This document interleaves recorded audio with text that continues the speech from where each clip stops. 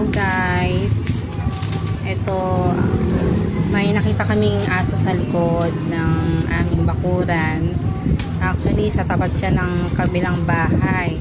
So narinig na lang yung ano, mama ko na may gumaganon.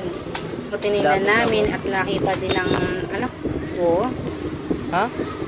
May aso nga doon at chinek ko, may aso talaga na nakatali doon sa kawayan. Ibig sabihin yung kanyang kadena na napalupot doon sa kanyang doon sa mga halaman. Kaya ito medyo ano ako dyan parang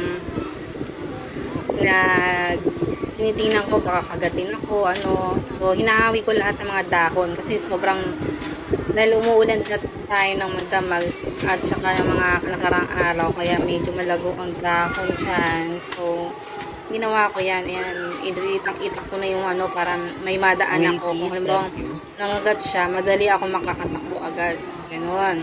Opo. So initak ko muna yung mga dyan, gilid, ayan. So medyo nakita ko na yung yung aso dyan. So kawawa talaga, payat na.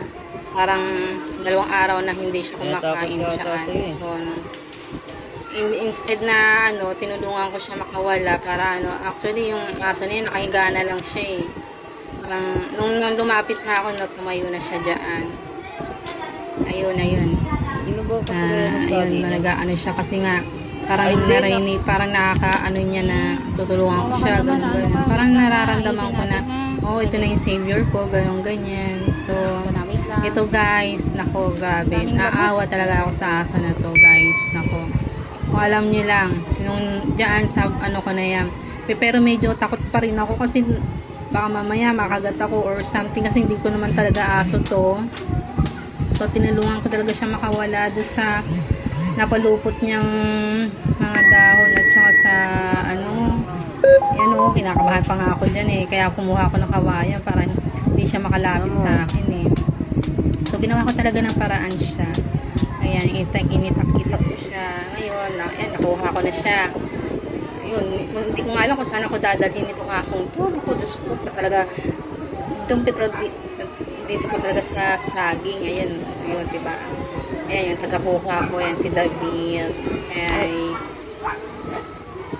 Ayan na.